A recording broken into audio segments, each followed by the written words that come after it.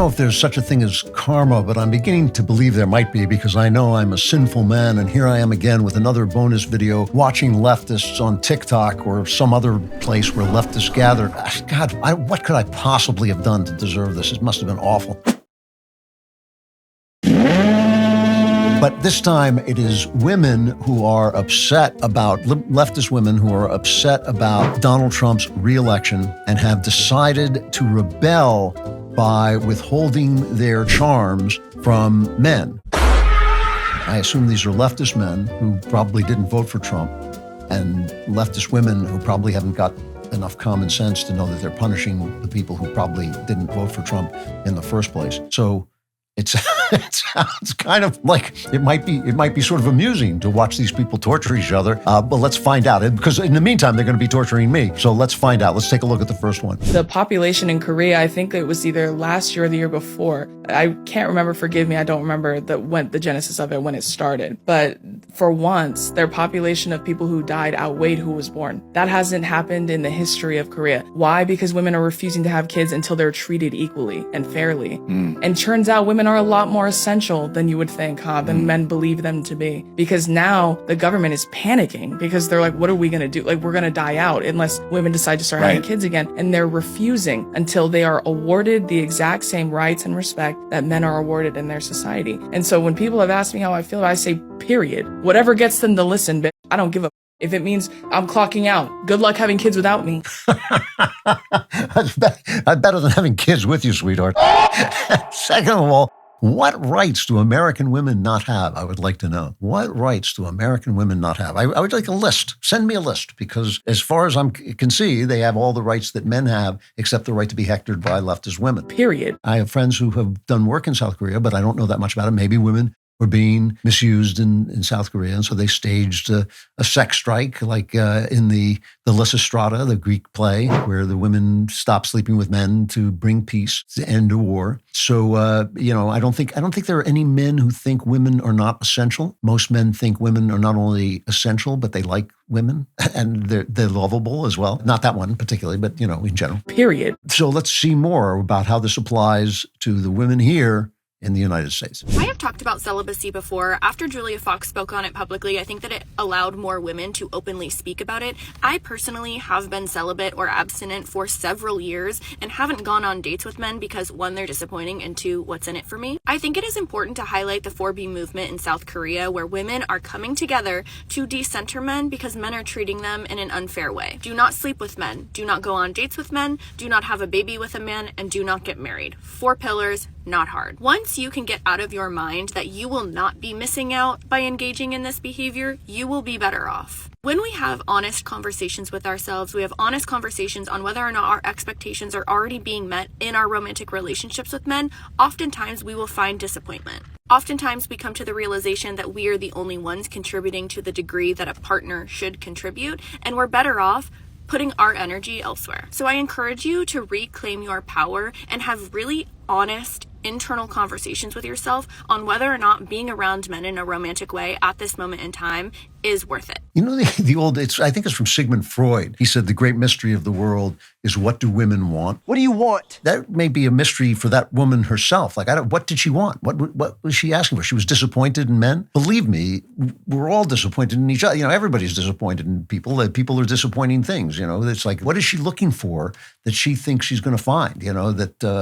That's not going to be disappointed. I don't want to know. I don't want to make jokes about the fact that she seems to be kind of a nagging, dissatisfied person anyway, and anybody who doesn't get a date with her is probably better off than she. I would never say that just because it's true. But, still, at some point, a little forgiveness, a little generosity, a little bit of sense of humor is required for people, not me, because I married the perfect woman, but for other people who are not married to perfect people. That's the way we all get along together. But still, I don't, what does she want? What do you want? What is she waiting for? What is she waiting to find that this protest is going to bring about? I have no idea, and so we'll move on. Using the internet without ExpressVPN is like taking a call on a train or bus on speaker for everyone to hear. Do not let your personal business become everyone's business. Every single website you visit, every search you make, every article you read, your internet service provider tracks all of it, and they can legally sell your private browsing data to tech companies and advertisers without even asking your permission. I don't know about you, but I value my privacy. That's precisely why I use ExpressVPN and why I recommend it to my family, friends, and all of you. When you use ExpressVPN, your internet service provider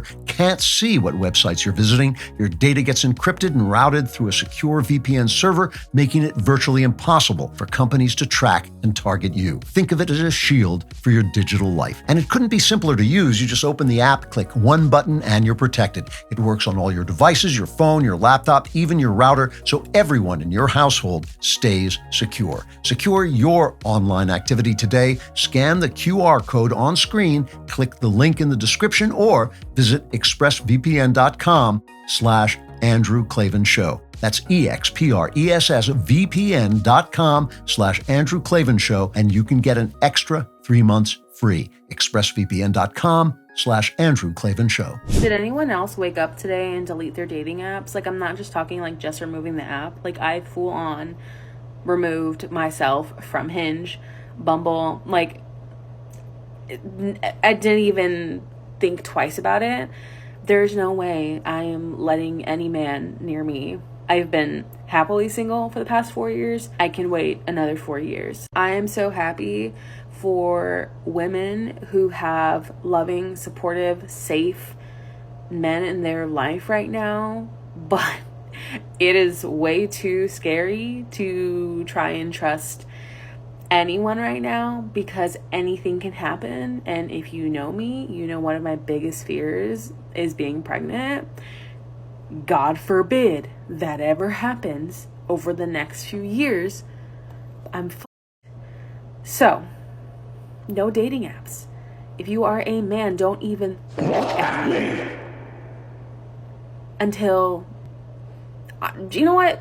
Ever again. Now, I know what you guys are thinking, and it's a cheap joke, and I'm not going to make it. So shame on you. Shame on you for thinking what you're thinking. I know each and every one of you, this is thinking the exact same thing. Don't even look at me. But let's just leave it at this. Thank you, President-elect Trump. That you've done us all a great favor. All around me are familiar faces. I have a better movement. And we can call it the to be or not to be movement. So that makes up 4B, right? Because we have to be and not to be, then you have 4B, or maybe that's 0B. I'm not sure. But whatever B, however many B it be, I think the movement should be this. I think women should stop sleeping with men unless the man loves them and will prove his love by committing to live with them forever and help support them while they raise children together and then grow old together and die. I think that should be an absolute requirement before a woman sleeps with a man. I think he should tell her that he loves her so much he's willing to live with her forever. He should have some kind of ceremony. I'm not sure what to call it, like a weeding to weed out the bad men. Or maybe we'll shorten a wedding, but something like that.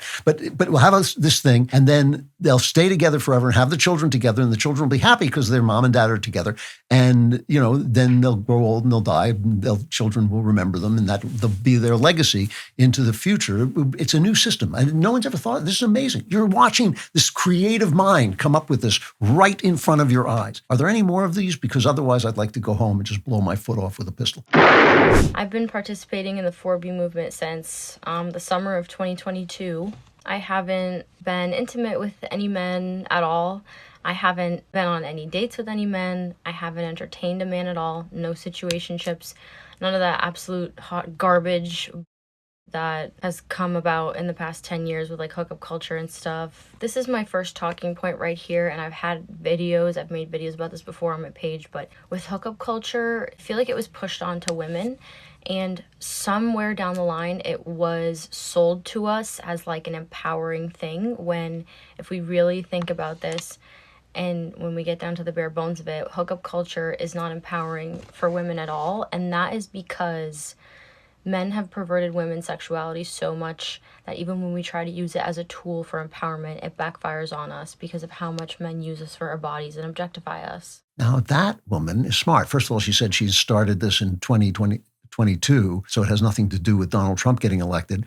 And she actually is absolutely right. That's exactly right. It's not men who have done this, though. It's feminists who did it, and men took advantage of it. Feminists were like, we're going to be just like men and sleep around. And guys were like, whoa, this is great. You know, give me that Tinder. That's a perfect place to end. We should end with that lady who has actually discovered something. It's called virtue. It is called virtue. When you have virtue, you withhold yourself until somebody loves you because, you know, it's an intimate thing having sex. You know, there's no such thing as casual sex. Sex is always an intimate, deep thing. And you really kind of want to have it with somebody who loves you and cares about you and doesn't just want to use your body for personal pleasure and then go somewhere else. We've now invented something. Watching this was a productive, video because now we've discovered something new that we're going to call weeding or wedding or something like that. And, maybe after the wedding or wedding, we'll have something called marriage. It'll be really different and new. So hooray,